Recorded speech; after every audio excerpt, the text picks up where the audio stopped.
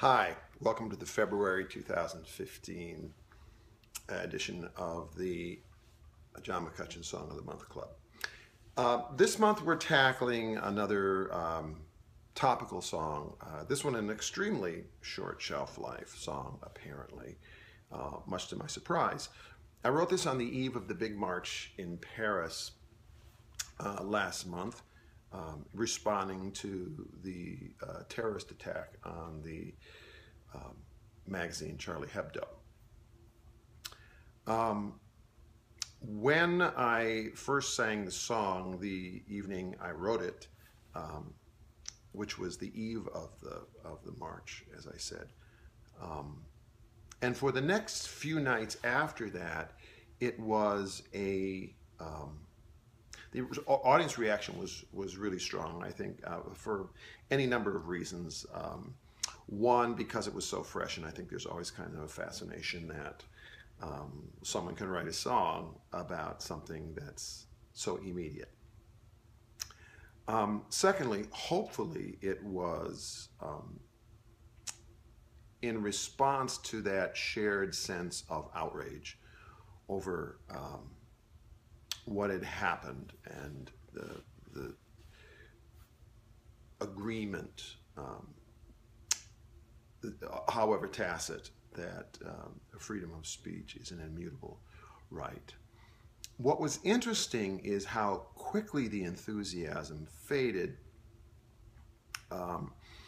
and part of it, I think, was the fact that Charlie Hebdo came right out and, in my opinion, did the only kind of cover for their next issue that they possibly could have done, which was coming right back with the same kind of stuff that had prompted the attacks in the first place.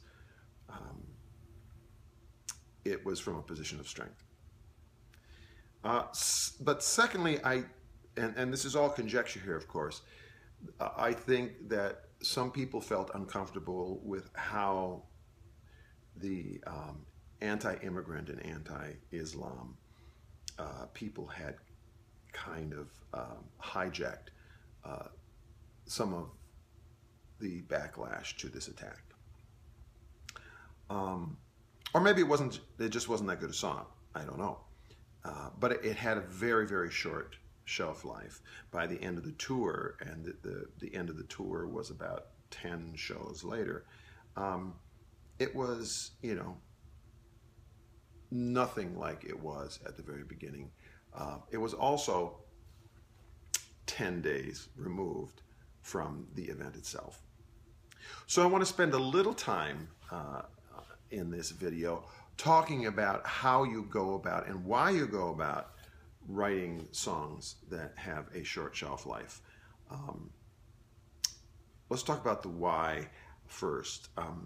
I think you do it because it gives you the opportunity to pluck a good story or a good idea or a good hook or whatever it is you're taking from something from the day's news, rescuing it from the inevitable death of a 24-hour news cycle, and I think 24 hours is a generous indication these days, and you're giving it a new lease on life. You know, you're never going to read about this story, with rare exception, again, but you can sing about it every night. And in doing so, you have to have a certain amount of generosity about your craft, because you're starting off with the notion that it's going to have a very short shelf life, but you still want to put the work into it to try to make it a good song. That being said, the how. One of the things about writing short shelf life songs is that you are often expressing an opinion. Not that you're not expressing an opinion in general when you're writing songs, but this, you are using this event or this quote or whatever it is you're basing the song around to make some kind of a point. One of the things that many singers and writers and actors and whoever forget is that we don't have the answers, we just have the microphones. From a practical standpoint, even when I hear somebody opining, it's like, you know, I mean, why should I care what you think? You're just a banjo player. Give me a new idea. Give me a way of thinking about this that is worth my time. So the how, what I did in this song, because I had to turn it around quickly. And in my songwriting camp and in my songwriting workshops, I talk about forms that you can use, templates you can use for writing things quickly.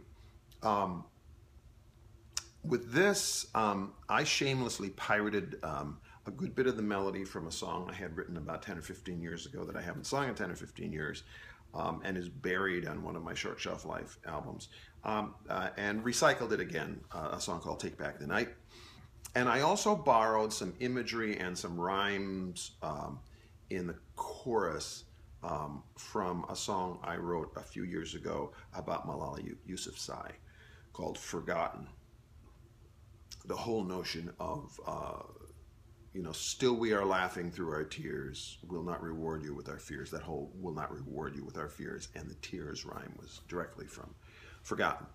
The point is that you, just because you make an observation once doesn't mean it's not worth making again, especially if people need reminding. So there's lots more to talk about in this, but people generally tend to get bored when you're going 7 minutes like I am here. So we'll save some of this for another day. Want to let you all know there are still some slots left open in my songwriting camps at Highlander. I have a session in the spring and a session in the summer, and we'll talk a lot more about this stuff there. So thanks a lot. Look forward to seeing you in March.